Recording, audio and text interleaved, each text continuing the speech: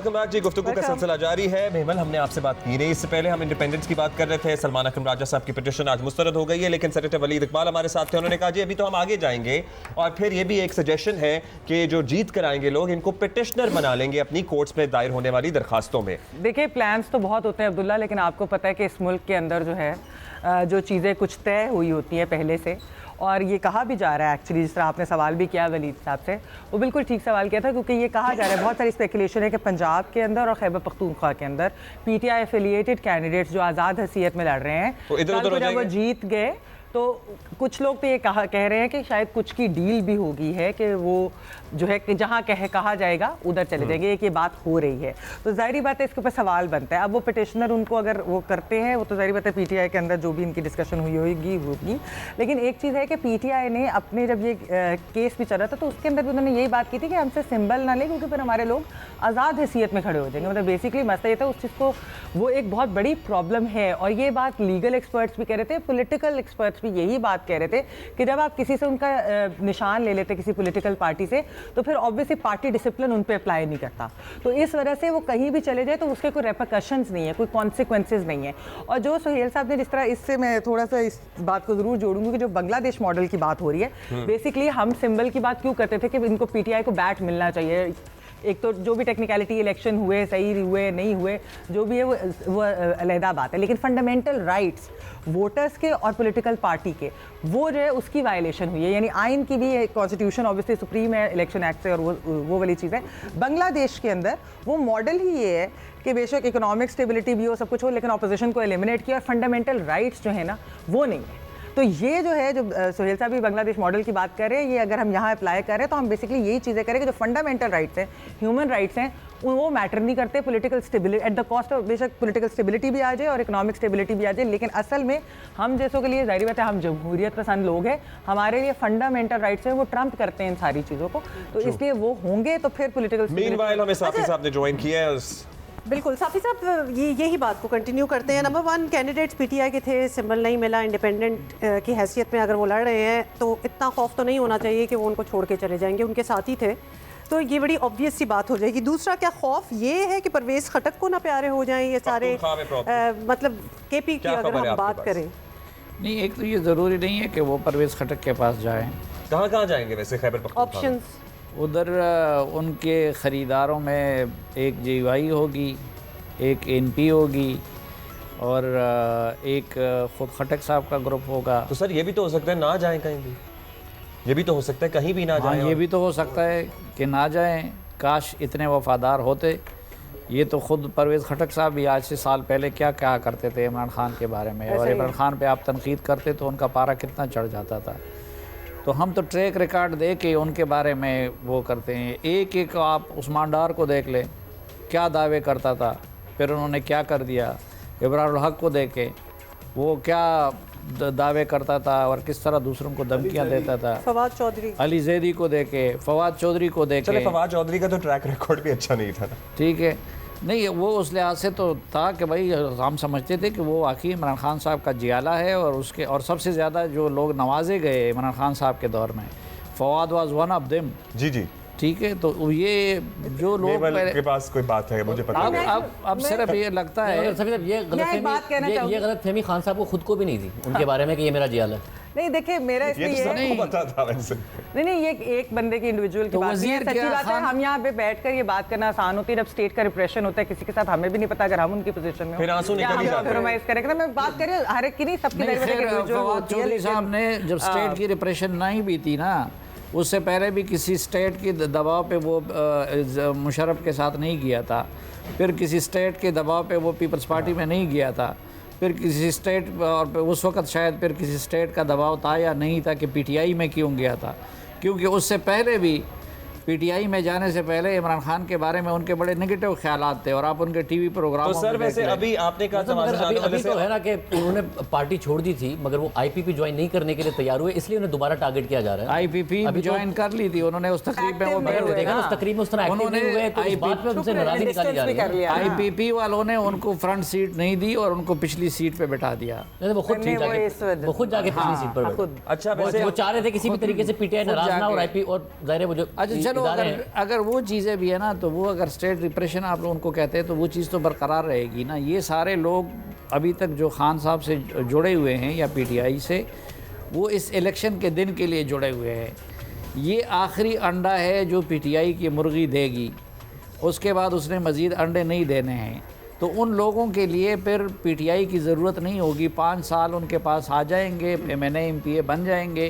तो इसलिए और हाँ वो जाएंगे दूसरी जमातों में, उनकी बड़ी तादाद। हाँ अच्छा, कुछ लोग जी, कुछ लोग हो सकता है कि वो लायल भी रहें, हो सकता है कुछ लोग उसके बाद भी इमरान खान साहब से जुड़े रहें, लेकिन अक्सरियत के बारे में हमारी राय भी ये है और इन्फॉर्मेशन भी यही है कि वो इधर उधर हो जाए। काफी शासियत की बात नहीं है। फवाद चौधरी जो है वो देखिए, मैं यहाँ एक बात जी सर, बात यह है कि सदियों से हम जब से पाकिस्तान बना है, वफादारियाँ तब्दील करने वालों को तो बहुत बुरा कहते हैं। जो कराते हैं, क्या उनको आइन और कानून के तहत ये हक है कि वो लोगों से ज़बरदस्ती वफादारियाँ बदलवाएं? जब आप स्टेट का ऑपरेशन यूज़ करेंगे, जब आप लोगों की मर्ज़ी के ख़िलाफ़ उनसे फ़ैसले करवाएंगे, तो भाई हम तो फ़र्ज़ करें, हम तो सब निहत्ते लोग हैं ना। अब आप अगर कोई आपसे ताकतवर आपके पिस्टल वाला आ जाए तो आपके पास जो होता है वो निकाल के आप दे देते हैं। सर एक अच्छा, लेकिन हम ये फवाद चौधरी की बात कर रहे हैं। गाड़ी पे चढ़ के नारे लगाते थे, छीन के मेरे लेके साहिल आज़ादी। साहब- 2 दिन वो बर्दाश्त नहीं कर सके, लेकिन दूसरों के खिलाफ जब उन्हीं की दौर में स्टेट का ऑपरेशन यूज हो रहा था, वो तालियां बजाते थे, मेरी बात सुनो वो ना। तमस्कुर उड़ाते नहीं, थे। मेरी बात सुने। प्रॉब्लम ये है कि हम सब लोगों ने, हमारे लिए तख्ता मश्क जो है वो सियासतदान है कि भाई सियासतदानों को यहाँ बड़ा आसान है, सारे बैठ के बुरा भला कहें, उन्होंने आपका क्या कर लेना है। सबके नाम ले, आप नवाज शरीफ से लेके फवाद चौधरी तक जिसको मर्जी है बुरा भला कह लें, आपका क्या कर लेंगे। उनको कहें ना जिनको कहना मुश्किल है। तो बात यह है कि असल सहाफत यह सर, है, मेरी बात सुने। असल मेरी बात सुन ले। जी। असल बात यह है कि जब हम उनको बहुत बुरा नहीं कह सकते, जिनको कहना चाहिए, जो तरगीब देते हैं, जो तशद्दुद को वो आपका वो लाइन आपकी सुनने के लिए तरस गए। उनको सब क्या बुरा वैसे मैं इसमें देखिए, इसमें आपकी बात आप पीर साहब डंडा शरीफ की बात कर रहे हैं। इशू ये है कि जब तहरीक इंसाफ की हुकूमत आई भाई साहब, तो आपको याद होगा कि एक ज़माना था कि हर चीज़ ही ISPR के ज़रिए मैनेज होती थी, जिनका आप बात करें ना कि नाम लेना बड़ा मुश्किल है। वो जब कहा जाता था सहाफ़ियों को कि 6 महीने तक आपने हर हाल में पॉजिटिव खबर देनी है। हम खबर करते थे किसी वज़ीर के ख़िलाफ़, हम खबर करते थे किसी वज़ीर की गवर्नेंस के ख़िलाफ़, कॉल नहीं आती थी हुकूमत से, कॉल आती थी ISPR की तरफ से, ठीक है। तो उस ज़माने में बाकायदा तौर पर कुछ चैनल की इंतज़ामिया और 2 वज़रा इमरान खान साहब की गवर्नमेंट में जो कि बहुत अहम वज़ीर थे, जिनमें से एक रूपोश हैं और एक गिरफ्तार हैं, जिनमें से शायद एक की हम इस वक्त गुफ्तगू भी कर रहे हैं, उनसे जाके शिकायत की गई कि आप ये ना करें कि आप फ़ौज का इतना इस्तेमाल करें हमारी आवाज़ को दबाने के लिए कि एक दिन कल को जब आपके ऊपर डंडा आए तो हम आवाज़ ना उठा पाएँ और हम अपने घुटनों पर बैठ गए हो। तो जवाब ये दिया गया, क्या करें, आपको बात भी तो उनकी समझ में आती है ना। और फिर हंसा गया। खान साहब ने ये बाकायदा तौर पर किया है। जो जब उम्रे पे जब इमरान खान साहब उम्रे पे गए हुए थे, अंसार अब्बासी साहब ने एक स्टोरी की, तो इमरान खान साहब ने उम्रे से मैसेज किया DG ISPR को। DG ISPR ने चैनल की इंतजामिया को कहा कि इसको निकलना चाहिए। खान साहब खुद भी कह सकते थे कि कितनी ख्वाहिश होती थी, इस्तेमाल किया गया। कल तो हमने इस पे बड़ी तफसीली, मैंने जो मीडिया की पॉलिसी थी इमरान खान की, इस पे तफसीली उसको कंडेम किया था। और मैं पहले दिन से इस बात का मुखालिफ था कि ये जो कर रहे हैं, बल्कि मेरा तो बड़े पहले दिन से ही मैंने इन्फॉर्म भी किया था अपने मीडिया ग्रुप को कि ये बेसिकली बाजवा साहब का प्लान था। बाजवा साहब हर एंकर से जिससे मिलते थे उससे तनख्वाह पूछते थे और ये भी कहते थे कि मेरी तनख्वाह मेरी तनख्वाह, और ये भी कहते थे कि मेरी तनख्वाह तुमसे कम है। मगर देखिए, एक से मुझे बात करनी पड़ा। सब हम सब यहाँ बैठे हुए थे 2018 की कैंपेन में भी। एक फ़र्क हमें अप्रिशिएट करना चाहिए कि 2013 के बाद क्या हुआ मीडिया में। हम बात तो करते हैं कि डेमोक्रेसी को बड़ा नुकसान हुआ, दूसरी चीज़ों को नुकसान हुआ, मीडिया को कितना नुकसान हुआ है। मीडिया में सच्ची बात करना, फैक्ट चेक करके बात करना अजाब बन गया, उस पर आपको लिफाफे का इल्ज़ाम भुगतना पड़ा, आपको मुल्क मुखालिफ होने का इल्ज़ाम भुगतना पड़ा। एक ऐसा कल्चर परवान चढ़ा जिसमें एक मसाया कॉम्प्लेक्स पैदा किया गया इस कौम में कि एक आदमी आएगा 90 दिन के अंदर करप्शन ख़त्म करेगा, मुल्क की इज्जत बढ़ाएगा, इसलिए जो उसके खिलाफ बात कर रहा है वो या तो बिका हुआ है, पेड है, या फिर किसी के एजेंडे पर है। हेट स्पीच मीडिया के जरिए फैलाई गई, फेक न्यूज़ मीडिया के जरिए फैलाई गई। हमने देखा कि रूल ऑफ लॉ की बात नहीं होती थी। आज आप अक्रॉस प्लेटफॉर्म देखें, मैं सिर्फ जियो की नहीं बात कर रहा हूँ, आप मुख्तलिफ चैनल्स की ट्रांसमिशन देखें तो उन पर बात हो रही है रूल ऑफ लॉ की, उसमें बात हो रही है कि एक जमात के साथ ज्यादती हो रही है, उसमें बात हो रही है कि जी डेमोक्रेसी इस मुल्क में परवान चढ़ेगी तो मुल्क आगे बढ़ेगा, डेमोक्रेसी बेहतर होगी तो मुल्क की इकॉनमी बेहतर होगी। 2013 से लेकर 2018 तक की आप मुख्तलिफ चैनल्स की देखें जो कि खान साहब के फेवरेट चैनल होते थे। खान साहब लंदन की मिसालें देते हैं, उन चैनल्स ने 14 केसेस जाके आ रहे हैं, एयरलाइन हमने नहीं आ रहे, 24 केसेस जाके आ रहे हैं। आज रूल ऑफ लॉ की बात कर रहे हैं, आप भी कर रहे हैं, हम भी कर रहे हैं, बहुत सारे वो लोग जो ये बात करते थे और नफरत अंगेजी करते थे, जब वो माइनस हो गए तो आप देखें ना डिस्कोर्स कितना बेहतर हो गया मीडिया के अंदर। जो शाज़ेद, सिर्फ मैं एक चीज बात करूं, जो शाज़ेद बात कर रहे हैं ना, वो बेसिकली ये बात कर रहे हैं जो इसने वाकया भी सुनाया है कि जो मैंने एक कल भी बात की थी कि भाई जब पीडीएम की जमातें इनको कहती थी हमारे साथ आके बैठ जाओ, पार्लियामान में वापस आ जाओ, ऐसा ना करो कि बंद गली में चले जाओ तो हमारे लिए भी वापसी है, सियासतदान आना मुश्किल हो। यही बात मीडिया भी इनको समझाता था कि जो 2-4 इदारे हैं इंडिपेंडेंट, वो आप बात करते हैं, वो आपको क्रिटिसाइज भी करते हैं, वो मेरिट पे करें, वो किसी एजेंडा के तहत तो आपको कर नहीं रहे तो करने दें, आपकी भी क्रेडिबिलिटी रहेगी और हमारा, यानी कि ये मत करें क्योंकि आप अगर ये करना शुरू हो गए कि ISPR के थ्रू आप हम लोगों को बंद कराना शुरू हो गए या धमकियां दिलवाना शुरू हो गए तो फिर पूरा मीडिया जो है उसके ऊपर आजाद आवाजें जो है ना वो अगली बार भी फिर मसला होगा जब आपके ऊपर आता है। ISPR का जिक्र कुछ ज्यादा नहीं कर रहे, नहीं करना चाहिए। जनरल बाजवा का भी हुआ, आप जनरल फैज को भूल गए हैं। जनरल फैज अभी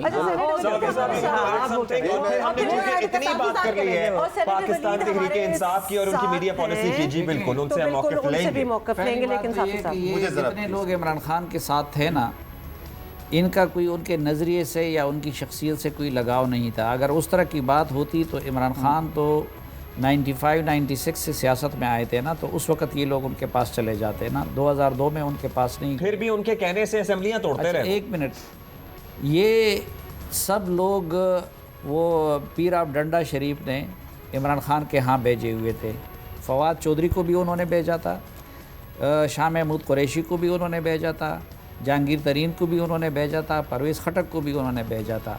और उनकी वजारतों के दिनों में वो हमारे साथ खलवतों में बैठ के बुरा भला कहते थे इमरान खान को, परवेज़ खटक साहब को वो बुरा भला कहते थे, वो परवेज़ खटक साहब को बुरा भला कहते थे। अच्छा, इसकी मैं आपको एक बड़ी मिसाल दे दूँ ज़बरदस्त। कल इधर बात हो रही थी ना, इमरान खान ने सिर्फ अब पीर ऑफ डंडा शरीफ से मदद नहीं ली थी, उन्होंने जब सियासत शुरू की तो 2002 के इलेक्शन के लिए भी वो रोज़ाना जाते थे और मुशर्रफ साहब से इलेक्टेबल्स की भीख मांगते थे।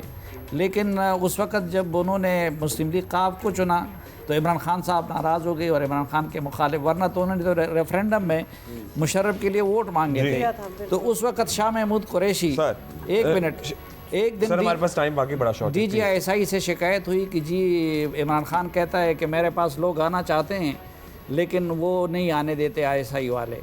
जब उनसे पूछा कि कौन, उन्होंने कहा शाह महमूद कुरैशी। तो शाह महमूद कुरैशी से पूछा गया कि भाई तुम्हें किसने मना किया है? तो शाह महमूद कुरैशी ने कहा कि वो मेरे पीछे पड़ा होता है, मैं अब इतना गिरा हुआ हूँ कि मैं इमरान खान के साथ जाऊँगा। तो ये सेनेटर वली, हम चूंकि high standard of journalism maintain करते हैं इसलिए इतनी बात हुई है। शहजाद आपके पास आएंगे, लेकिन सेनेटर वलीद हमारे साथ मौजूद हैं। जी वलीद साहब, आपने कन्वर्सेशन तो सुनी ली होगी मेरा ख्याल है अब तक। पीर ऑफ डंडा शरीफ के लोग थे, वापस ले गए। जी सेनेटर साहब जी जी, आप किस नुक्ते पे चाह रहे हैं कि बहुत नुक्तों की हमने बात की है। पाकिस्तान तहरीक इंसाफ की मीडिया पॉलिसी कि किस तरह से इदारों का इस्तेमाल करके टीवी चैनल्स को मैसेज पहुंचाए जाते थे और क्या कुछ नहीं होता था, और फिर किस तरह से जब दूसरों पर गजब ढाए जा रहे थे तो तमस्खुर उड़ाया जाता था। और आज जाहिर है एटलीस्ट ये ज़रूर आज़ादी हासिल है इस मीडिया को कि अगर पाकिस्तान तहरीक इंसाफ के साथ ज़्यादती हो रही है तो आवाज़ उठाई जा रही है मीडिया के प्लेटफॉर्म से। मेरे ख्याल में ये जो अभी यहाँ तज्जिया हुआ है, मैं आपको अपनी राय दे देता हूँ, क्योंकि देखें ना, मैं उस हद तक ही मेरी राय होगी ना जिस हद तक मैंने कोई चीज़ें अपनी आंखों से देखी हैं या मैं किसी अमल में खुद शरीक हूँ। जी श्योर सर। मैं भी उस वक्त PTI के इक़्तिदार में आने से कुछ 3 या 4 माह बाद मैं ऐवान बाला का मुंतखब रुकन मुंतखब हो गया और उसके बाद फिर हम गवर्नमेंट में भी थे, अपोजिशन में भी रहे और अभी भी हैं। 3 या 4 माह बाद मैं ऐवान बाला का मुंतखब रुकन मुंतखब हो गया और उसके बाद फिर हम गवर्नमेंट में भी थे, अपोजिशन में भी रहे और अभी भी हैं। 3 या 4 माह बाद मैं ऐवान बाला का मुंतखब रुकन मुंतखब हो गया और उसके बाद फिर हम गवर्नमेंट में भी थे, अपोजिशन में भी रहे मैं तो ये जानता हूँ फॉर एग्ज़ाम्पल के मतीउल्लाह जान साहब को कहीं गायब किया गया तो इमरान खान ही वो थे जिन्होंने इंटरवीन किया। जब फॉरेन मीडिया इमरान खान साहब को पूछता था कि आपने एज प्राइम मिनिस्टर कि आपने बहुत ज़्यादा ये प्रेस और मीडिया और इसके ऊपर रिस्ट्रिक्शंस लगाई हुई हैं या आप उस पर मजालिम ढा रहे हैं, जो भी कोई अल्फाज वो इस्तेमाल करते थे, तो खान साहब ये कहा करते थे कि यार सुबह के अखबार तो खोल के देखो, आधी से ज़्यादा सुर्खियाँ जो मेरे ख़िलाफ़ हैं, या जाओ चैनल्स को लगा के देखो मेरे ख़िलाफ़ भी बात होती है, या ऐसी कोई बात थी कि उनके ख़िलाफ़ को बात ही नहीं होती थी। मैं भी अक्सर देखता था कि बहुत ज़्यादा तनकीद प्रिंट मीडिया और इलेक्ट्रॉनिक मीडिया पर जो थी वो आती रहती थी, हमारी गवर्नमेंट पर भी और इमरान खान साहब की ज़ात पर भी बहुत सी मिसालें हैं उसकी। सो अब ये कोई इंडिविजुअल केसेस हैं कि किसी ने किसको फ़ोन किया और कहाँ से किया, मैं उस अमल का तो हिस्सा नहीं था।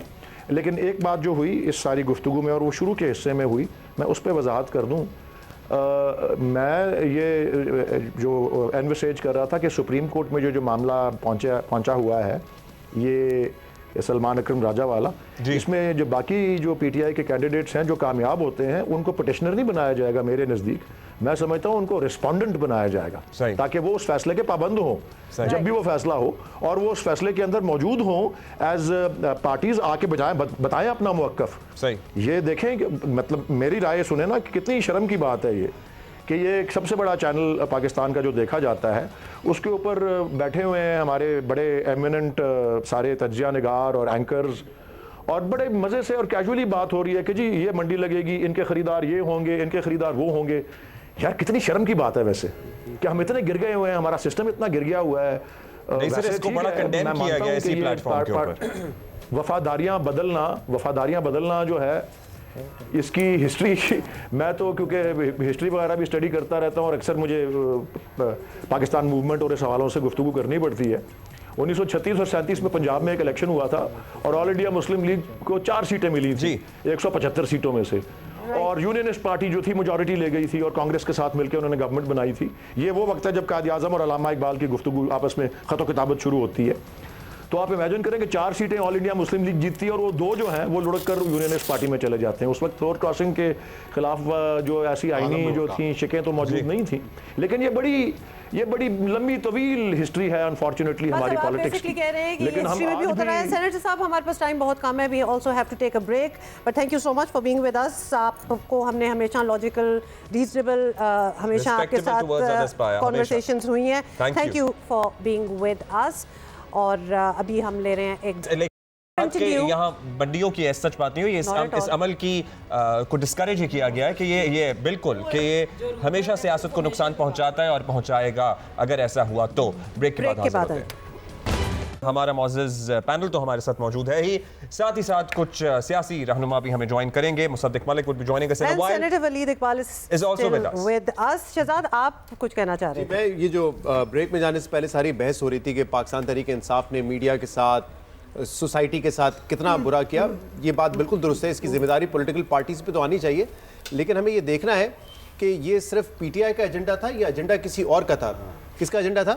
पीर साहब। मैं इसमें जरा मुकम्मल करूँ। पीर साहब डंडा शरीफ की जो बात हो रही है कल से, अब ये देखें आज सोहेल साहब का कॉलम आया कि 10 साल तक एक मंसूबा बनाया गया है कि ये हुकूमत चलेगी, इकोनॉमिक स्टेबिलिटी आए और ये बांग्लादेश के तर्ज पे एक मॉडल है। अब यही कल हम बात कर रहे थे कि इमरान खान को जब लाया गया था तब भी यही बात कर रहे थे कि 10 साल किस तरीके से 10-12 साल उन्होंने हुकूमत करनी है ताकि मुल्क में स्टेबिलिटी आए।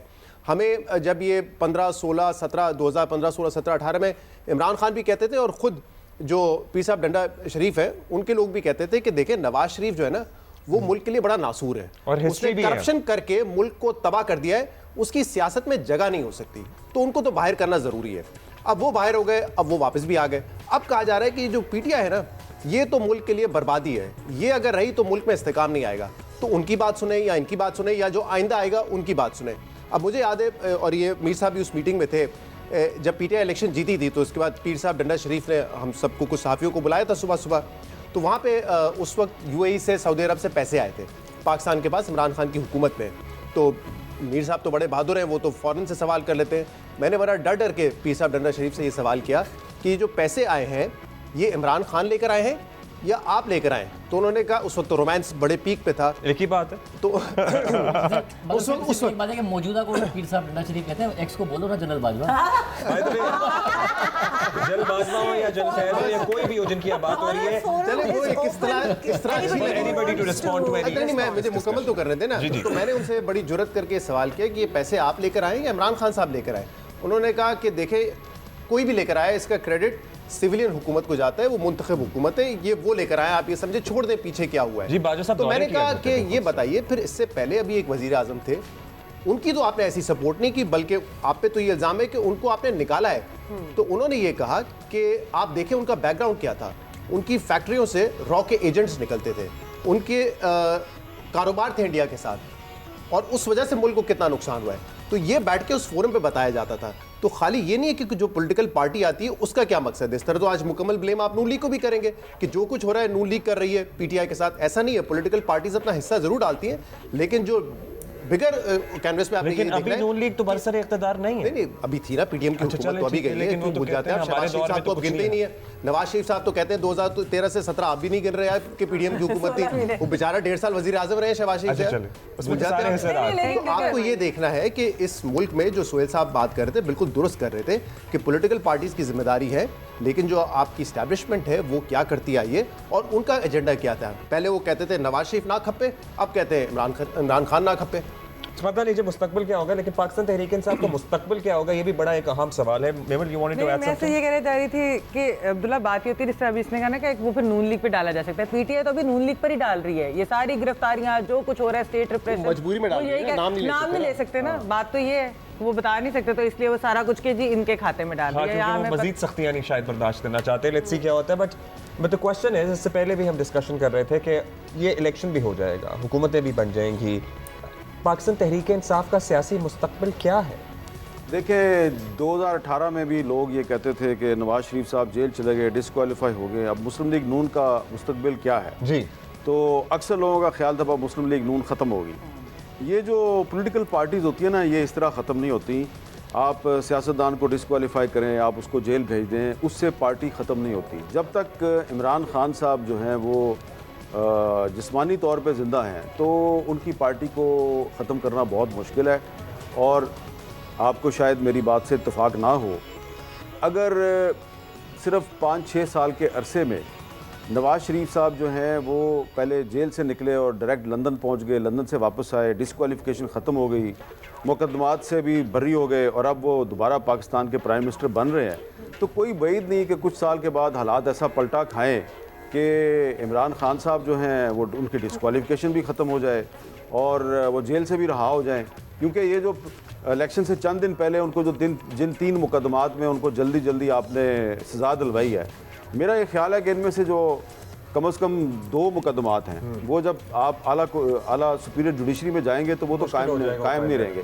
तो अगर नवाज शरीफ साहब जो है उनकी डिस्क्वालिफिकेशन कोर्ट्स के ज़रिए ख़त्म हो सकती है, अगर वो कोर्ट्स के ज़रिए तमाम मुकदमात से बरी हो सकते हैं, तो व्हाई नॉट इमरान खान? बरमला कहा जाता था कि he is history now. So basically चूंकि हमने एक प्रेसिडेंट सेट होते हुए देखा है विद नवाज शरीफ, तो इमरान खान भी बरी हो सकते हैं। भट्टी साहब, आपको क्या लग रहा है, future, present and future of PTI क्या नजर आ रहा है? कि उस वक्त सोहेल साहब लिखते थे बाजवा डॉक्ट्राइन और आज सलीम साफी साहब लिखते हैं कौन सा डॉक्ट्राइन सर?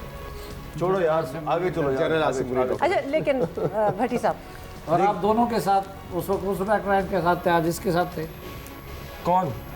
नहीं, ये नहीं है आपका डॉक्ट्राइन के किसके डॉक्ट्राइन आपको अच्छा लगा, बाजवा वाला या आसिफ मुनीर वाला? ये आपसे सवाल कर रहे हैं। मेरी तो औकात, मैं तो आपको पता है किसी खाते में ही नहीं आता यार। चलिए आप लोग आप उस पे कर लेना, लेकिन भट्टी साहब प्लीज आप या दोनों के साथ है? कॉलम आप लोग लिख रहे हैं यार, हमसे ले रहे हैं। दोनों के साथ है। अच्छा चले इधर नहीं, ज़रा थोड़ी सी वजाहत हो जाए। देखो, हम सहाफ़ियों का बुनियादी फ़र्ज़ क्या है? खबर देना। हाँ, बिल्कुल सही। ठीक है, तो जब हम लिखते हैं तो उस सबसे पहले हमारे ज़हन में ये होता है कि हम इन्फॉर्म क्या कर रहे हैं, फिर उसका एनालिसिस होता है, तो ये खबर देना तो कोई नेगेटिव बात नहीं नहीं बिल्कुल नहीं, मैं बता रहा हूँ ठीक है, डोंट शूट द मैसेंजर।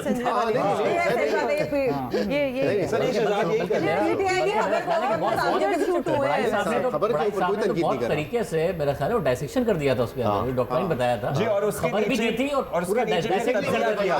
मैंने तो सिर्फ खबर दी है, मैंने सिर्फ खबर दी है, मैंने एनालिसिस के लिए वो बड़ाई साहब की कॉलम का आखिरी हिस्सा पढ़े तो उसमें इन्होंने एनालिसिस भी दिया। देखिए मगर सारी सियासी जमातों की देखें बात हो रही है, अब इसमें एक फ़र्क हमें रखना चाहिए। सारी सियासी जमातें कॉम्प्रोमाइज़ करती हैं, कोई शक नहीं है, पीपल्स पार्टी करती है, नून लीग करती है, अल्टीमेटली मगर जो कहा जा रहा है कि इन्होंने भी उसी हाइब्रिड रिजिम को आगे बढ़ाया है। देखिए कुछ सियासी जमातों का एक बुनियादी नज़रिया है जिसमें पीपल्स पार्टी भी है, नून लीग भी है, जहाँ जाकर वो अपने नज़रियात पर कॉम्प्रोमाइज़ करती हैं, हम सब तनकीद करते हैं। नून लीग ने भी किया है, पाकिस्तान पीपल्स पार्टी ने भी किया है, उस सिस्टम में उस कोल्यूजन का हिस्सा बनते उस पर भी किया है। मगर हमें पता होना चाहिए कि इमरान खान साहब का जो बुनियादी नज़रिया ही है वो उस तरीके से डेमोक्रेसी रूल ऑफ लॉ नहीं है जिस तरीके से दूसरी जमातें कहती हैं। खान साहब खुद बताते हैं कि मैं चाइना मॉडल चाहता हूँ, खान साहब खुद बताते हैं मैं सिंगापुर का मॉडल चाहता हूँ, खान साहब खुद एक जो वन मैन आदमी सब सॉल्यूशन कर सकता है वो मॉडल आके लेके चलते हैं। वो खुद कहते हैं कि जी मैं क्या, ये मुझे कोलिशन पार्टनर्स मेरे पास आ गए थे, उनसे बात नहीं करते थे कोलिशन पार्टनर्स के साथ, वो अपने MNAs MPs के साथ उनके मसाइल थे। खान साहब उस पूरी की पूरी अपनी पार्टी को भी और अपने कोलिशन पार्टनर्स को भी मैनेज किसके जरिए करते थे, वो फौज के जरिए मैनेज कर रहे होते थे। बाद में खुद मान रहे हैं कि मैं तो एजेंसियों के जरिए मैनेज करता था। मैं तो खुद शहबाज शरीफ ने 16 माह में मैनेज खुद किया है ना अपने कोलिशन पार्टनर्स को। देखिए अभी भी जो रियासती इदारे हैं उनकी मीडिया में मुदाखलत है सुहेल बड़ाई साहब, ये तो कोई शक नहीं है, मगर रियासती मामलात में रही है जो रियासत ने फैसला कर लिया। 2018 से 2022 तक हम सबको एक सेंसरशिप भुगतनी पड़ी कि आप इमरान खान के खिलाफ ये नहीं बोलेंगे, आप इमरान खान के वुज़रा के खिलाफ नहीं बोलेंगे। किसने मैनेज किया? DG ISPR ने। मुझे बताएं, यहाँ पर सारे एंकर्स बैठे हैं, 16 माह में शहबाज शरीफ की हुकूमत पर क्रिटिसाइज़ करने के लिए उनके जब वो फाइनेंस उनसे नहीं संभल रहा था, पहले मिफ्ता इस्माइल फिर इसहाक डार, हमने बैक टू बैक शोज़ किए, हमें नहीं एक कॉल आई ना एक दबाव आया कि आप शहबाज शरीफ पर तनकीद नहीं करेंगे फौज की तरफ से ISPR की तरफ से। उनके अपने जो रियासती मामलात थे उसके ऊपर तो रहता ही है, पाकिस्तान में हमेशा सेंसरशिप है, आप लोग बहुत सीनियर हैं, मगर शहबाज शरीफ के हक में बोलना है किसने आपको पुश किया? नवाज शरीफ के हक में बोलना है किसने पुश किया? किसी ने नहीं पुश किया। वो 4 साल तो वो थे जिसमें आपको बताया जाता है आपने 6 महीने तारीफ करनी है सर। उन्होंने तो अपनी सियासत को आउटसोर्स कर दिया था, अपनी सियासत को। वो तो खुद कहते रहे ना कि बिल पास करवाना हो तब भी हमें मदद की जरूरत पड़ती थी। I hope senator Waleed Iqbal भी सुन रहे हैं, लेकिन शाहजेब साहब बात ये होती है कि ये सारी बातें आपकी 100% दुरुस्त हैं, और आपको पता है हम भी आपके साथ ही थे, हम भी ये सब कुछ भुगतते रहे हैं। लेकिन बात ये होती है कि माजी के थप्पड़ याद करके हम कर सकते हैं उसका बार बार, लेकिन जो थप्पड़ ताज़ा पड़ रहा है उसका जिक्र ज्यादा जरूरी है ताकि वो रोका जाए। ट्रांसमिशन में कर रहे हैं पीटीआई के साथ गलत हो रहा है, पीटीआई के साथ गलत नहीं होना चाहिए। मैं यही कहना चाहता हूँ कि माजी के जो थप्पड़ थे वो हमने तो बर्दाश्त किए जी, लेकिन हम चाहते हैं कि किसी को भी ये थप्पड़ ना। और मुताबिद मर्तबा ये भी कहा गया है कि वोटर सपोर्टर निकले इस प्रोसेस का हिस्सा बने। कैटेगोरिकली एक दफ़ा आपने खान साहब से पूछा था कि आपको प्रॉब्लम नहीं है कि फौज की इतनी इन्वॉल्वमेंट है, तो उन्होंने क्या जवाब दिया था? जी, वो तकरीबन एक साल या उससे कम हुआ था। मैंने उनसे ये कहा कि हम प्राइम मिनिस्टर हाउस में बैठे थे, मैंने कहा कि इस वक्त बिजनेस कम्युनिटी के बड़े कंसर्न है इकोनॉमी को लेके, जिस तरह मामला चल रहे हैं, और कल वो GHQ में थे, उन्होंने जनरल बाजवा साहब से मीटिंग की मसाइल के हल के लिए। आपको नहीं लगता कि उनको आपके पास आना चाहिए था? उन्होंने कहा नहीं, और मैं बड़ा हैरान हुआ क्योंकि वो ये कह रहे थे कि इस मुल्क में एक ही इदारा है जो कि फंक्शनल है और वो है फौज का इदारा। तो अगर फौज काम करती है, हमारी मुआवनत करती है, तो मुझे इसमें कोई इशू नहीं है, मेरा कोई ईगो का इशू नहीं है। उन्होंने बिल्कुल ये कहा, उन्होंने कहा हमारी काबीना में भी ऐसे लोग नहीं जो डिलीवर करके दे सकते हैं, तो इसलिए अगर ये चीजें वो कर रहे हैं तो कोई हर्ज नहीं है। तो उन्होंने अपनी गवर्नेंस और अपनी सियासत जो है आउटसोर्स कर दी थी फौज को कि वो हमारे लिए करेंगे। मगर उनकी एक हुकूमत होती है कि हम अपनी गवर्नेंस ठीक करें या हम फंक्शनल करें अपने आप को। जब उनकी हुकूमत गई तो दोबारा जब मेरी उनसे मुलाकात हुई तो मैंने उनको याद दिलाया कि 3 साल पहले मैंने आपसे कहा था कि ये जो मामलात हैं ये सिविलियन हुकूमत के देखने के हैं, ना कि जनरल बाजवा साहब के, ना कि फौज के। फिर उनका क्या जवाब तो था? और फिर आप ये सब कुछ उनको आउटसोर्स करते रहे, और फिर नवंबर 2022 में आपने ये सोचा कि नहीं अब मैं DG ISI अपनी मर्जी का लगाऊंगा। मैंने कहा जब छोटे छोटे काम आप उनसे करवा रहे हैं तो फिर इतना बड़ा काम आप खुद कैसे कर सकते हैं? तो ये आप सोचे कि आपकी गलती कहाँ हुई है। तो उस वक्त उन्होंने एक्सेप्ट किया कि सारी गलतियां की हैं। ये चीज जरूर ऐड करूं कि ये तो बता रहे हैं कि साफी साहब की भी सुने ना। जी साफी साहब से रिलेटेड करने की कोशिश अर्ज कर रहा था कि देखें दूसरा पॉइंट ऑफ व्यू इसमें कोई शक नहीं है कि हम में से बतौर सहाफ़ी, बतौर जज, बतौर सियासतदान हर तबका अपनी अपनी सर्वाइवल की जंग भी लड़ रहा है और हम एक कंप्रोमाइज्ड बड़ी हद तक हर कोई अपने अपने तरीके से ज़िंदगी भी गुजार रहा है और अपनी बका के लिए कोशिश कर रहा है। एक फ़र्क ज़रूर है जिसकी तरफ शाहज़ेब खानज़ादा ने इशारा किया कि देखिए बाकी सियासतदान अगर इदारों की ताबेदारी करते हैं या उनको खुश रखते हैं या वो कुछ सहाफ़ी तो वो शायद बरामर मजबूरी ऐसा कर रहे होंगे। अच्छा, वो ये नहीं कहते कि ये उनका हक़ है, ठीक है। ये वाहिद इमरान खान साहब थे जो कभी कहते थे कि मैं यहाँ रूसी मॉडल नाफिज करना चाहता हूँ, कभी चीनी मॉडल की बात करते थे, कभी मोहम्मद बिन सलमान की बात करते थे। जब बशीर मेमन को बुला के उनसे कहा था कि उनको आर्टिकल 6 लगाओ तो उस वक्त भी उनको मोहम्मद बिन सलमान की मिसाल दी थी। तो ये एक फ़र्क है कि एक पॉलिटिकल पार्टी या एक लेकिन इन गलतियों का इदराक पहले 20 दिन पहले भी इंटरव्यू में ये कहा था कि मैं ISI के जरिए एहतसाब करूंगा क्योंकि ISI से अच्छा एहतसाब कोई नहीं कर सकता। जी बिल्कुल ब्रीफली बता रही हूँ कि पिछले साल मेरी जब इमरान खान साहब से मुलाकात हुई तो मैंने उन्हें कहा कि दूसरी जमात जो डिफरेंस हम बात करें एंटी एस्टैब्लिशमेंट और ये वाली चीज़, मैंने उन्हें कहा आप सिविलियन सुप्रीमेसी की बात करें, आप तो अभी भी आप यही कह रहे हैं कि क्योंकि फौज एक इदारा है जो काम करते हैं तो हम जब वापस आएंगे तो वही गवर्नेंस और इन चीजों में हेल्प करेगी।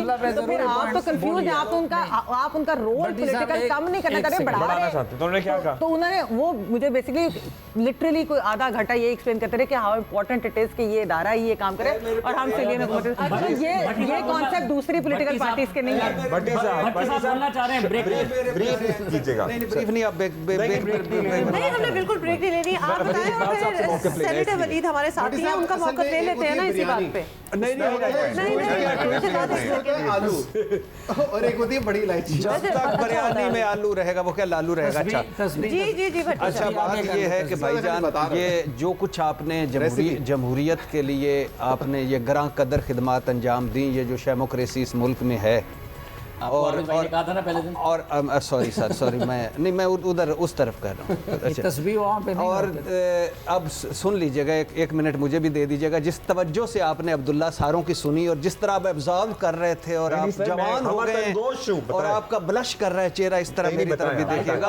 और इससे पहले के आधा मिनट गुजार नहीं जाहिर है मेरे मिनट पे ये है देख लो खवातीनो हजरात, सारे बोले और रज के बोले मेरा टाइम। प्लीज जो कुछ खान साहब कहा करते थे और करवाते थे वो ये भी करते हैं और करवाते हैं। ज़रा खान साहब बोल पड़ते थे, बता देते थे, ज़्यादा ना तजर्बाकार थे, परचून की दुकानें खुली हुई थी। ये बड़े ठेकेदार हैं, बड़ी सतह पे सारा मैनेज करते हैं, सब कुछ वही किया है। आप पूछ लें 19-20 के साथ जो इमरान खान ने किया है।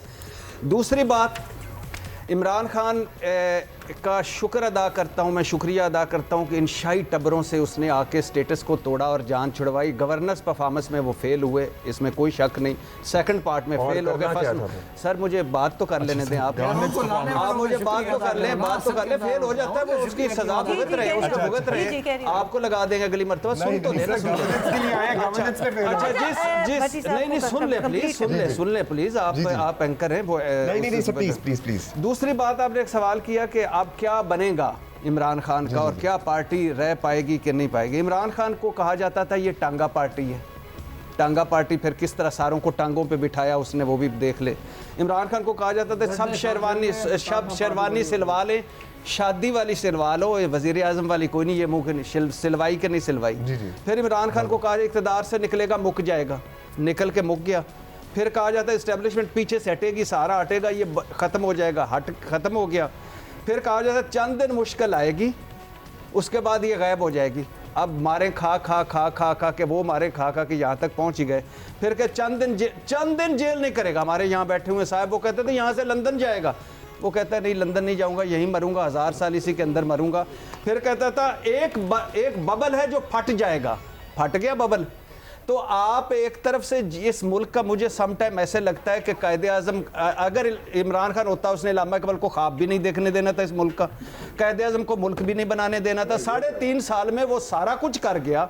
और ये सारे जो बुजुर्ग हैं, पहुंचे हुए बुजुर्ग हैं जो बेच जाते हैं हमें हर कदम कदम पे, ये सारे ठीक है।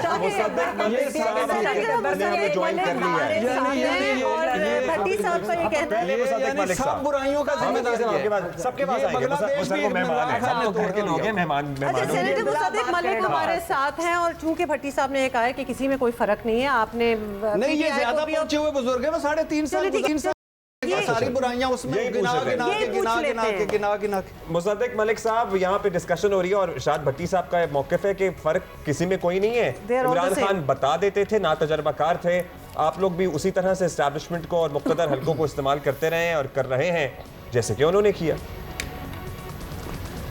देखिए, मेरा ये ख्याल है कि किसी हद तक तो भट्टी साहब जो बात कर रहे हैं वो ठीक है। अगर आप पाकिस्तान की सियासी तारीख़ देखें तो जिस तरह की सियासत पाकिस्तान में हुई है वो कुछ खुशाइन तो नहीं है। कभी कोई एक जोड़ा, कभी कोई एक तोड़ा, कभी कोई एक जोड़ा, कभी अदालतें आ गईं, कभी कुछ आ गया।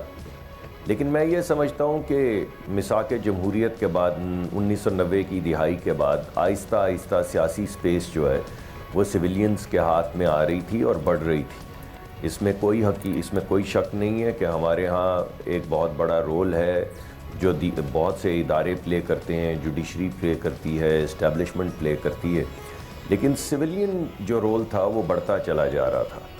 और मैं समझता हूँ कि ये किसी हद तक, मैं आपकी बात से इत्तफाक करता हूँ, आपकी जो गुफ्तगू हो रही थी मैं सुन रहा था, किसी हद तक आपकी बात ठीक है कि इमरान खान साहब ने बिल्कुल बेलाग वो स्पेस खाली छोड़ दी थी और जो अपॉइंटमेंट्स हो रही थी प्राइम मिनिस्टर हाउस में उसमें भी वो अमल दखल नहीं देते थे। इस वजह से जो स्पेस उन्होंने क्रिएट की, जिसको वो 1 पेज कहते थे, उससे पहले वो स्पेस नहीं हुआ करती थी। लेकिन जो असल नुकसान पहुंचा है वो 9 मई से पहुंचा है।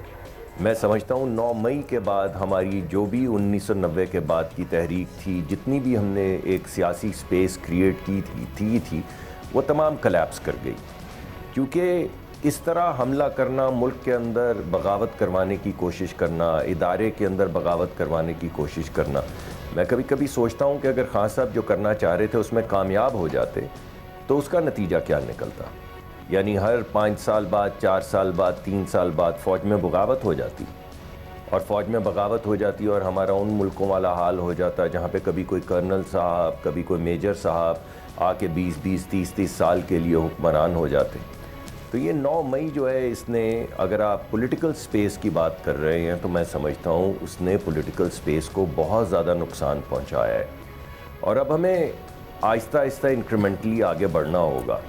हमें एक जो सबसे ज़्यादा जिस चीज़ की ज़रूरत है वो हीलिंग है, और हीलिंग हमारी जो है वो पार्टियों के दरमियान में भी होनी चाहिए। अभी ये बाज़ मरतबा आप देखते हैं, हम टेलीविज़न पे आते हैं, हमारे दोस्त भाई हैं, हमारी आपस में इतनी तल्ख कलामी हो जाती है, इतनी पोलराइज्ड व्यू हो जाते हैं कि कोई रैशनल गुफ्तगू नहीं हो सकती, चाहे वो जमहूरियत के हवाले से हो, चाहे वो किसी पॉलिसी के हवाले से हो। तो वो स्पेस क्रिएट करना बहुत ज़्यादा ज़रूरत है जिसमें डिसेंसी के साथ, एक रवादारी के साथ गुफ्तगू हो सके, हम बैठ के आगे बढ़ सकें। तो मेरा ये ख्याल है कि अब ये इलेक्शन के रिज़ल्ट्स आएंगे, होपफुली सबको मार पड़ी हुई है, सब बैठेंगे, अपने सर जोड़ेंगे और एक तो आपस का तफरीका ख़त्म करेंगे, और दूसरा जो बहुत ज़्यादा हमने मिलाइन करना है शुरू कर दिया अपने एक दूसरे को भी। मसलन अभी जब आप, इसमें कोई शक नहीं, मैंने भी वही कहा जो भट्टी साहब ने कहा कि हमारी तारीख़ तो कुछ अच्छी नहीं है, लेकिन अगर मैं डेमोक्रेसी को शैम कहना शुरू कर दूँ और सियासतदारों को सबको चोर कहना शुरू कर दूं, इंगेज करेंगे बातचीत में, आपने कहा सब सर जोड़कर बैठेंगे, इलेक्शन के बाद सब बैठेंगे, फिर इमरान खान से भी बात होगी। ये बड़ा एक मुश्किल मामला है जी। उसकी प्रॉब्लम ये है कि खान साहब से जितनी मरतबा भी गुफ्तगू करने की कोशिश की गई है, आपको याद होगा अंदर वो एक बात करते हैं, वहाँ पे गुफ्तगू हो रही थी, वो शाह महमूद कुरैशी साहब भी थे, उसमें दीगर भी लीडरान थे, वो गुफ्तगू करते थे, 5-4 दिन गुफ्तगू चलती थी और खान साहब बाहर निकल के एक प्रेस कॉन्फ्रेंस या कर देते थे या करवा देते थे कि मुझसे देखो NRO मांग रहे हैं। अब अगर गुड फेथ में आप किसी के साथ बात ना कर सकें, आपको ये एतमाद ना हो कि जो लफ्ज़ ये कह रहे हैं ये इसको बाद में घुमाएंगे नहीं, इसको सियासी तौर पे इस्तेमाल नहीं करेंगे, जिस तरह अभी उनको नुकसान भी हुआ उसका, ये जो उन्होंने ऑफिशियल हमारे साथ हैं, आप ही की ये बात उनसे भी पूछ लेते हैं। कंसिलिएशन की बात हो रही है, जी बिल्कुल, लेकिन क्या PTI की साइड से भी यही फीलिंग है कि शायद अब वो वक्त आ गया है कि सारों को बैठ के आपस में बात कर लेनी चाहिए? देखिए जी, एक तो जब तक मेरे पास शम्माए महफिल आती है तो काफ़ी सारी मौज़ूआत पे बातें जो है हो चुकी होती हैं, और जिनमें कुछ ऐसी बातें होती हैं जिनके लिए अहम होता है कि उनको भी एड्रेस किया जाए। जी, अब the floor is yours sir. तो एक बात जो हुई इस गुफ्तगू में, जो मेरे पास शम्माए महफिल आने से पहले वाली गुफ्तगू में अभी की, वो ये थी कि पीटीआई का फ्यूचर क्या है। मेरे ख्याल वो इसी से मुंसलिक है, इसी बात से कि आगे पीटीआई फिर किस तरह डील करेगी दीगर सियासी कुव्वतों से और गैर सियासी कुव्वतों से। तो मैं एक तो बात समझता हूँ, जो गुफ्तगू मैंने अभी तक नहीं सुनी यहाँ पे, मेरे ख्याल में ये बात काबिल तहसीन होनी चाहिए कि बावजूद जिस तरह से पीटीआई को दीवार से लगाया गया है, वो इलेक्शन में उतरे हुए हैं हम सब लोग जी बिल्कुल, और बड़ा स्पिरिटेड जो है फाइट वो पुट अप कर रहे हैं। प्लीज़ आप एक्नॉलेज करें तमाम ख़वातीन हज़रात यहाँ पे कि ये पाकिस्तान की तारीख का पहला इलेक्शन है 12 इलेक्शनों में से कि एक बड़ी अहम जमात या सबसे बड़ी जमात हम क्लेम करते हैं बग़ैर इंतखाबी निशान के एक आम इंतखाब लड़ रही है। ये पाकिस्तान की तारीख में पहली दफ़ा हो रहा है और बावजूद इसके हम लड़ रहे हैं। और जो हामिद मीर साहब ने शुरू वाले स्टेज पे मुझसे सवाल पूछा था ना कि कल की प्रेस कॉन्फ्रेंस पे मैंने टर्नआउट की बात की या बाकी सब भी कर रहे हैं, मैंने कहा वो मैं बात पूरी नहीं कर सका था। वो ये थी कि जो मुल्क के 128 मिलियन वोटर्स हैं उनमें 57 मिलियन जो हैं वो नौजवान हैं, तकरीबन 5.5 करोड़ से ज़्यादा 18 और 35 साल की उम्र में, उनसे अपील है। और जो नए वोटर्स आए हैं कोई 24 मिलियन, ऑलमोस्ट 2.5 करोड़, जो 2018 और 23 के दरमियान हैं, उनसे अपील हम कर रहे हैं कि आप जो है वो निकलें। और फिर ख़वातीन ऑफ कोर्स जो हैं 60 मिलियन या 6 करोड़ वोटर्स ख़वातीन हैं, 46%। तो मैं समझता हूँ कि ये जो सारे अपना झटके या धचके लगाने की कोशिश की गई है पीटीआई को इस इलेक्शन के अमल में, उसमें तवक्को तो यही की जा रही है कि जी वो मायूस होंगे, लेकिन यही मायूसी अगर हमदर्दी की लहर में बदलती है और हमदर्दी की लहर उठ खड़ी होती है और जो ऐन मुमकिन है कल हो जाए, तो पीटीआई बहुत बड़ा अपसेट डिलीवर कर सकती है, बहुत से मंसूबे जो हैं वो खाक में मिला सकती है। क्योंकि मेरे ख्याल कम टर्नआउट बहुत से उन कुव्वतों को सूट करता है जो उसको इलेक्शन को मैनेज करना चाहती हैं, और इलेक्शन को मैनेज करना आसान होता है जब टर्नआउट कम हो, क्रेडिबिलिटी भी कम हो जाती है। लेकिन तो इसलिए टर्नआउट जो है वो मैं समझता हूँ उसके ज़रिए बहुत से सरप्राइज या अपसेट्स जो हैं वो पीटीआई डिलीवर कर सकती है, and it will be down but never out of the fight. Wali साहब, मेरे ख्याल से जो आप कह रहे हैं कि टर्नआउट ज़्यादा हो गया तो जो प्लान है वो ख़राब हो जाएगा और टर्नआउट ज़्यादा होना चाहिए, but writing is on the wall. हो सकता है।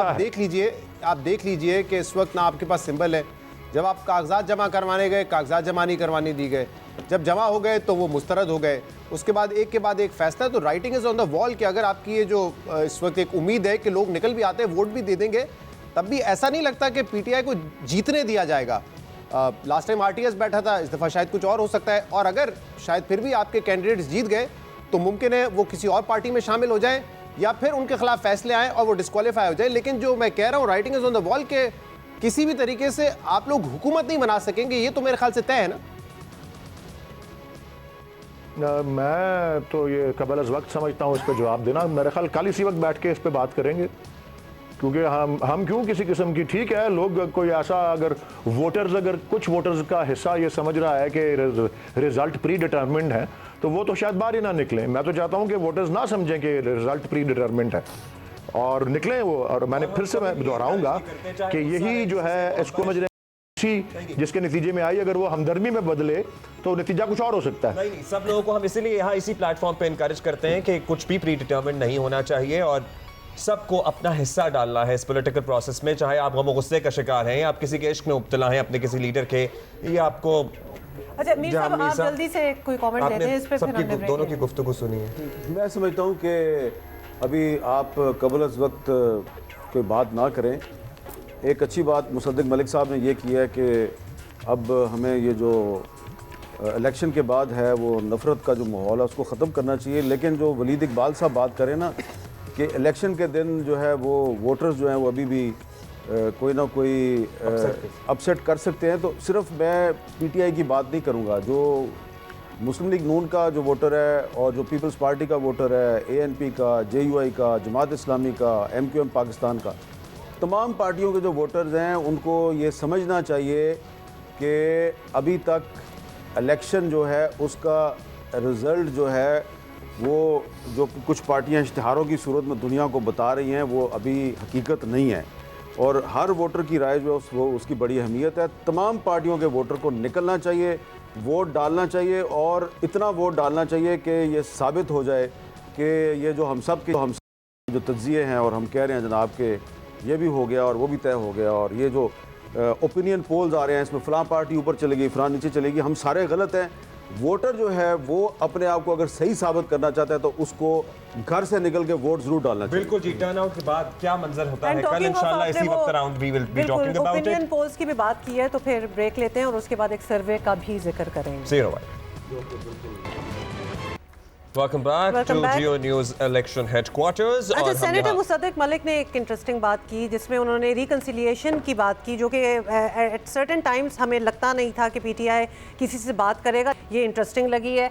बड़ाई साहब, क्या लगता है आपको पीटीआई कभी राजी होगी किसी और पार्टी से बात करने के लिए? क्योंकि offer is lack of faith है। वो कहते हैं क्या करें, पहले कुछ और बातें होती थी, फिर बाहर आके कुछ और बातें कही जाती थी, तो अब किस तरह से एतमाद करें? देखें, मैं तो जब से इमरान खान इक़्तिदार से उतरे हैं तब से ये कह रहा हूँ कि वे फॉरवर्ड पॉलिटिकल पार्टीज़ के लिए एक ही है, और इस हवाले से मैंने लंदन में जाके मियां नवाज शरीफ साहब से मुलाकात की, उनसे भी कहा कि रिवेंज का साइकिल टूटना चाहिए और पॉलिटिकल पार्टीज़ को मिल के वे फॉरवर्ड करना चाहिए। और यही बात मैंने खान साहब से 9 मई के वाक़े से पहले 3 दफ़ा मिल के कही। तो बुनियादी तौर पर सबको यही रास्ता नज़र आता है कि जब तक आप पॉलिटिकल पार्टीज़ बैठ के ये तय नहीं करेंगी, अगर आप एक दूसरे से रिवेंज ही लेते रहेंगे तो भाई कल को फिर इमरान खान आ जाएगा तो वो आपसे रिवेंज लेगा। तो ये सिलसिला टूटना चाहिए, और उसके लिए यही तरीका होता है दुनिया भर में कि आप बैठते हैं, rules of the game set करते हैं, और उसके बाद आप जैसे चार्टर ऑफ डेमोक्रेसी था कि आपने देखा कि 10 साल चली हुकूमतें और उन्होंने एक दूसरे को गिराने की कोशिश नहीं की। तो यही रूल्स जो हैं ये अप्लाई होने चाहिए, और फिर पॉलिटिशियन बैठ के अगर ज़रूरत हो तो इस्टेब्लिशमेंट से भी बात करें कि भाई अगर मुस्तहकम हुकूमत चाहिए, अगर मईशत में इस्तेहकाम चाहिए, तो फिर भाई ये दरमियान में जो ब्रेक आ जाती है। पीटीआई की तो सियासी असास ही यही है कि सब चोर डाकू थे, इनसे बातें नहीं करनी, मतलब वो कभी आपको लगता है उन्हें सूट करेगा इस नजरिए से हटना? हम तो उनको ये समझाते थे कि फ़र्ज़ करें अगर आपका यही थीसिस है तो भाई बहुत से लाखों लोग, करोड़ों लोग उनको भी वोट देते हैं। अगर आप उनकी हैसियत को तस्लीम नहीं करेंगे तो वो आपकी हैसियत को तस्लीम नहीं करेंगे। तो एक दूसरे को तस्लीम करना लाजमी होता है जब इलेक्शन आ जाता है। तो मैं कुछ अर्ज करूँ? जी प्लीज़। देखें, बजाय कि ये जो आप हिस्ट्री में चले जाएं कि पहले जो आज पीटीआई के साथ हो रहा है, ये पहले नून लीग के साथ हो रहा है, उससे पहले जो नून लीग के साथ हो रहा था वो पीपल्स पार्टी के साथ हो रहा था। हमारे पाकिस्तान के मसाइल जो हैं वो बड़े गुंजलक हैं, बड़े गंभीर हैं, बड़े पेचीदा हैं, लेकिन उनका मसाइल का हल बहुत ही सादा है। और इन तमाम मसाइल का हल जो है वो ये है कि आप ये जो 1973 का आपका आइन है उस पर अमल दरामद करें। उसमें हर अदारे का जो एक दायरा कार मुतय्यन किया गया है वो उसके अंदर रह के काम करे। प्रॉब्लम क्या है? प्रॉब्लम सिर्फ इतना है कि इदारे आइन में जो उनका तय करदा किरदार है उसके अंदर नहीं रहना चाहते, वो उससे बार बार बाहर जाते हैं, और जो पॉलिटिशियन हैं वो उनको रोकने की कोशिश नहीं करते, वो उनके कोलैबोरेटर बन जाते हैं। ये है प्रॉब्लम। तो ठीक है, जो बात हो रही है जनाब के नफ़रतें ख़त्म की जाए, वो ख़त्म की जाएँ। आप आपस में नफ़रतें अगर ख़त्म कर लेंगे और इदारे जो हैं वो अगर अपना गैर आइनी किरदार ख़त्म नहीं करेंगे तो फिर वो नफ़रतें ख़त्म करने का कोई फ़ायदा नहीं। इसलिए सिंपल सोल्यूशन है आइन पे अमल दरामद। सर, वो दुकान के बाहर खरीदार भी तो खड़े होते हैं ना कतार बना के। दुकान के बाहर जब खरीदार हट जाएंगे तो शायद दुकान भी खुद ही बंद हो जाएगी। नहीं, मगर उसके बावजूद नहीं, है दुकान की जिम्मेदारी है कि वो ये इंटरवेंशन ख़त्म करे जो इदारों के बारे में बात कर रहे हैं कि अगर ख़रीदार हैं भी अपनी जगह तो सियासतदान है। जब दूसरी तरफ एक ऐसा इदारा है जिसके पास सारी की सारी रियासती ताकत मौजूद है तो फिर सियासतदान वहाँ से नेविगेट करेंगे। तो आपको अपना ज़ाहिर सियासतदानों की जिम्मेदारी है, मैंने बड़ी ज़िम्मेदारी करार दे रहा हूँ अब्दुल्ला, मगर ज़्यादा जो हमारी 75 साल की हिस्ट्री में बार बार अब हमें ये समझ में आ गया ज़्यादा बड़ी जिम्मेदारी इदारे की है। और सिर्फ इदारे से मुराद इस्टेब्लिशमेंट नहीं है, इदारे से मुराद अदलिया भी है। जितना जजेस के फैसलों ने इस मुल्क को नुकसान पहुंचाया है, जितना जजेस ने कोलैबोरेट करके नुकसान पहुंचाया है, हमने सियासतदानों को विलन बना दिया इस मुल्क में। मगर जो इदारे ने और इदारे के साथ मिलकर इन जजों ने किया है मुल्क के साथ, इन जजों ने चाहे सिर्फ 1950 से ही नहीं, अगर आप रिसेंट पास्ट में भी देखें बार बार इंटरवेंशन करते हैं, रिमार्क्स देखें आप जजेस के, तो ऐसा लगता है कि सिर्फ इस मुल्क में अगर कोई ईमानदार लोग रह गए हैं जो कि एक बहुत बड़ा अपने आप को समझते हैं और बाकी सारे के सारे मुल्क में वो करप्ट समझते हैं। पार्लियामान के बारे में उनके किस किस्म के रिमार्क्स होते हैं? सुप्रीम कोर्ट में बहुत सारे ऐसे जजेस मौजूद हैं जो पार्लियामान को एहतराम देते हैं, जैसे मंसूर अली शाह हैं, जैसे अतर मिनल्ला हैं, जैसे रियाया आफरीदी हैं। ये जजेस मौजूद हैं जो पार्लियामान को, मुल्क के सियासतदानों को, मुल्क के मुंतखब नुमाइंदों को एहतराम देते हैं। मगर अदरवाइज आप देखें किस किस्म के रिमार्क्स पास किए जाते थे। सिजिलियन माफिया, गॉडफादर, क्या क्या नहीं कहा जाता था मुल्क के मुंतखब नुमाइंदों को।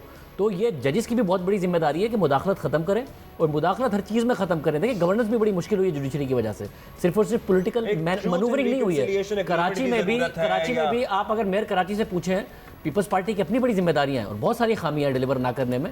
मगर आप मेयर कराची से जाके पूछें, बहुत सारे काम है जो अदालतें नहीं करने देती हैं, बार बार मुदाखलत करती हैं। किसी पार्क में को डेवलप करना, उसमें मुदाखलत कर देती हैं। जुरिस्डिक्शन के भी बहुत मसले कराची में। तो वलीद इकबाल साहब को हम शामिल गुफ्तगू करेंगे। वलीद साहब, हम रिकंसिलिएशन की बात कर रहे हैं। मरीम नवाज साहबा की तकरीर देख लें कल की, या फिर अभी मुसद्दिक मलिक साहब की ऑफर देख लें कि अल्टीमेटली इलेक्शन के फेस के बाद everybody should sit together and talk. लेकिन मुसद्दिक साहब कह रहे हैं कि फिर वहाँ एतमाद का फुकदान भी है एज फार एज पीटीआई के बानी इज कंसर्न। जी, मैं बल्कि अच्छा है आपने इसको रेज़ किया। मुसद्दिक साहब ने जिसका हवाला दे रहे थे, आई होप ये अप्रैल की जो गुफ्तगू थी, जो दो जिसमें शाह महमूद साहब और फवाद चौधरी भी थे, असद उमर भी थे, अली ज़फ़र भी थे, सेनेटर और बैरिस्टर। देखें उसमें भी देखें एतमाद का फुकदान, और ये मैं बात बहुत ज़ोर दे के कहना चाह रहा हूँ कि वो माहौल क्या था उस वक्त कि 2 असम्बलियाँ तोड़ी जा चुकी थी 2 सूबों की, पंजाब और केपी की, और ये एक पॉलिटिकल क्लास थी जो कॉन्स्टिट्यूशन की नाफरमानी का हिस्सा बन रही थी। और ना सिर्फ बन रही थी बल्कि दीदा दलेरी से नाफरमानी अदालतों के फैसलों की भी कर रही थी, अदालत उज़्मा के फैसले की भी। और ये गुफ्तगू इलेक्शन की डेट के ऊपर हो रही थी, और उस पर फिर ठीक है डेडलॉक हुआ। लेकिन ये एक बात, ये एक फैक्ट है कि गुफ्तगू तो हो रही थी, सिर्फ एक डेट पे, और थोड़ा सा अगर और चलती रहती गुफ्तगू तो मेरे ख्याल में किसी डेट पे आ भी जाना था। हालांकि हमारे आइन में कहीं नहीं लिखा हुआ था कि सारे इलेक्शन एक दिन पे होने चाहिए। ये सिर्फ इलेक्शन इसलिए नहीं करा रहे थे क्योंकि इनके लिए इनकन्वीनियंट था, और उनको पता था कि ऐसे नताइज नहीं आएंगे जो इनको सूट करते हैं, और इसकी वजह से इन्होंने आइन से भी इनहराफ किया। और ये बहुत बड़ी डिससर्विस थी आइन के लिए भी। जिस तरह मीर साहब ने, हामिद मीर साहब ने कहा कि 73 के आइन से वफादारी दिखाई जाए, तो फिर ये जब पॉलिटिकल क्लास जब इस तरह की मुलव्वस होती है इस किस्म की आइन शिकनी में, बड़े अफसोस से मुझे कहना पड़ता है, ये एक दिन इन्हीं के गले पड़ेगी आके। मैं उस वक्त से कहता आ रहा हूँ, अब 1 साल हो चला है इस बात को। तो ये वो माहौल था, और ये कॉन्डक्ट रहा है पॉलिटिकल क्लास का और पॉलिटिकल पार्टीज़ का, बावजूद इसके कि आपस में तो चार्टर ऑफ डेमोक्रेसी कर लिया, लेकिन जब फिर हुकूमत में आ गए और जिस तरह से भी आए और जो भी हुआ, और जिस तरह भी उन्होंने वो महंगाई का हौलनाक अजाब जो है मुसल्लत किया और सारा कुछ और भी किया, उसमें ये सारी बातें भी शामिल हैं। तो उस माहौल में ये गुफ्तगू हो रही थी। मेरे ख्याल में पीटीआई किसी भी डायलॉग में जहां कानून की हुक्मरानी और आइन की बालादस्ती का एहतराम किया जाए और उस पर अमल दरामद किया जाए, कभी उससे जो है बैक ऑफ नहीं करेगी, हमेशा उसका हिस्सा रहेगी। लेकिन इसके ऊपर पूरा एक बैकग्राउंड है, ये जो आखिरी हमारी गुफ्तगू। जी बिल्कुल, रिस्पॉन्ड कर दें आप, क्योंकि आप कह भी रहे थे कि ऑफर इज देयर, और आप may be this is the time now after the elections के अब सारे जरा सेम पेज पे आ जाएं। देखिए, अगर आप सिर्फ मेरे भाई सेनेटर साहब की गुफ्तगू सुन लें तो आपको अंदाज़ा हो जाएगा कि हम एक पेज पे क्यों नहीं आ पाते। ये मैं सिर्फ इस एक गुफ्तगू का राउंड हुआ था इसकी बात नहीं कर रहा हूँ। आप पिछले 2, 3, 4 साल जितनी देर ये हुक्मरान रहे हैं, आप देख लीजिए, चाहे वो किसी भी चीज़ पे, नैब के बिल पे बात हुई या किसी भी चीज़ पे बात हुई, जवाब ये निकला कि ये NRO मांग रहे हैं। आज भी इलेक्शन से एक दिन पहले ये कह रहे हैं कि ये वाली सियासी जमात जो है आइन को नहीं मानती, गैर आइनी हरकतें कर रही है, गैर, यानी अगर मैं भी आपको रिटर्न करना शुरू कर दूं 2018 का इलेक्शन, तो आपकी मेरी क्या बात होगी कि आप ट्रांसमिशन बंद करके इलेक्शन जीत जाएं और सारी रात एक दूसरे का मुंह देखते रह जाएं जर्नलिस्ट टेलीविज़न के ऊपर, तो आपकी और मेरी क्या बात होगी भाई। और अगर मैं आपको बताना शुरू करूं कि आपने किस तरह लोगों की गाड़ियों में हेरोइन डाल के उनको मौत की काल कोठरी में मुंतकिल किया, जिनकी सज़ा, उन्हें मौत की सज़ा हो जानी थी, और आपने हमारा जो लीडर है उसको 3-3 साल जेल में रखा और कैमरे लगाए बाथरूमों के अंदर, तो फिर आपसे मेरी क्या गुफ्तगू होगी। कम से कम आज के दिन तो आप करें कि कल इलेक्शन हो रहे हैं, आप जी बड़ा करें और कहें कि हाँ हम बात करने के लिए तैयार हैं। अगर हम गैर आइनी हैं तो फिर आप हमसे क्या बात और ये मसला है, एक बहुत बड़ा मसला है पीटीआई के साथ बात करने का। पूरी दुनिया के अंदर इख्तलाफ राय होता है, पूरी दुनिया में इदारे इंटरवीन करते हैं, मगर एक मतानत के साथ, रवादारी के साथ लोग बैठते हैं, मुल्की मुफाद में गुफ्तगू करते हैं और बात को आगे बढ़ाते हैं। पेंटागन का स्टेट डिपार्टमेंट से एक रिलेशनशिप है, वो डायनामिक रिलेशनशिप है, लेकिन सियासी कुव्वतें जो हैं वो बढ़ाती चला जाती हैं और सियासी स्पेस को। यहाँ पे तो हम एक दूसरे की लड़ाई से हमें फुर्सत नहीं है। यानी एक अजीब प्रिजनर्स डायलेमा है कि वो कह रहे हैं कि इनको पकड़ लो, हम कह रहे हैं इनको पकड़ लो, और इधर उधर के लोग जो है अदालतें कह रही हैं सबको पकड़ लो। तो इस तरह तो बात नहीं बनेगी ना, थोड़ा सा तो आपको जी बड़ा करना होगा। मैं अभी आपको एक एग्जांपल, एक सेकंड दीजिएगा, अल्टीमेटली आप दोनों ही पकड़े जाएंगे। Just 1 second, Sir, just one we second. literally have 10 seconds to wind this up. जी सब खड़े जाएंगे। जी मैं एक मिनट आखिरी बात करूंगा। अभी आपने ग्रेट डिबेट करवाई, उस ग्रेट डिबेट के अंदर भी मेरे साथ मेरे बड़े करीबी दोस्त सलमान राजा साहब तशरीफ फरमा थे। तो मैंने यही कहा कि बैठ के बात तो करें, डायलॉग तो होने दें।